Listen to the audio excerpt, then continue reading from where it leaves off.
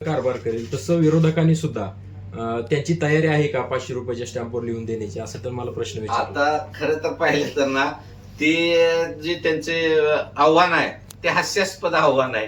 काय खरं त्या आव्हानावर गावातनं सगळ्या चर्चा सध्या चालू आहे की, कारण त्यांना स्वतःला म्हणावं लागतंय की आम्ही नगरपालिकेच्या कारभारात हस्तक्षेप करत नाही.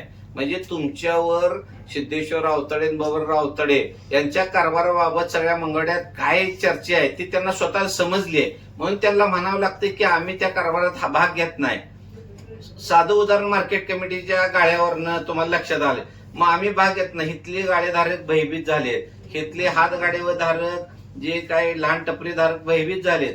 उद्या जर हे सत्तेवरती चुकून आले तर आमचं मार्केट कमिटी, खरेदी संघ, ग्रामपंचायतीतल्या सारख्या अवस्था होऊन ते भयभीत झाले. म्हणून आज त्यांनी हे चालू केले की आम्ही, खरं पाहिलं तर माझी मिसेस आज M.Com B.Ed झालेली आहे, एक उच्च शिक्षिकता आहे. ते स्वतः कारभार करायला सक्षम आहे. आणि तुम्ही भविष्यात निश्चितपणे पाहचाल की निश्चितपणे माझी मिसेस त्या मंगळवेढा शहरात नगराध्यक्ष म्हणून निश्चितपणे स्वतः एक उत्तम कारभार करेल. मी कुठल्याही प्रकारे तिच्या कारभारामध्ये हस्तक्षेप करणार नाही.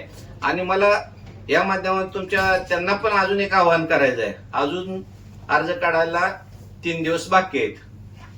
आता त्यांनी कसं 500 स्टॅम्पवर जे काही लिहून देतो म्हणतायत, माझं पण आव्हान आहे, जे गाळेधारक आहेत मार्केट कमिटीचे त्यांच्याबद्दल सहानुभूती दाखवावी. त्यांनी ज्या ज्या गाळेधारकाचं डिपॉझिट द्यायचं आहे त्यांनी दिलं पाहिजे, त्यांच्यावरचा अन्याय दूर केला पाहिजे.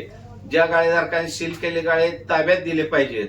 आणि अजून काय शहराची तुम्ही कुजबूज ऐकून घेत असाल की कोणाच्या जमिनी असतील, कोणाची घरं असतील, कोणाचं अजून काय असेल, ते त्यांनी जर 10 तारखेच्या आतमध्ये त्या लोकांना बोलून जर माघारी दिलं तर मी माझ्या बायकोचा अर्ज काढून त्यांना बिनविरोध करून द्यायला तयार आहे. आत्ता असं 500 रुपयाच्या स्टॅम्पवर मी तुमच्या समोर लिहून देतो.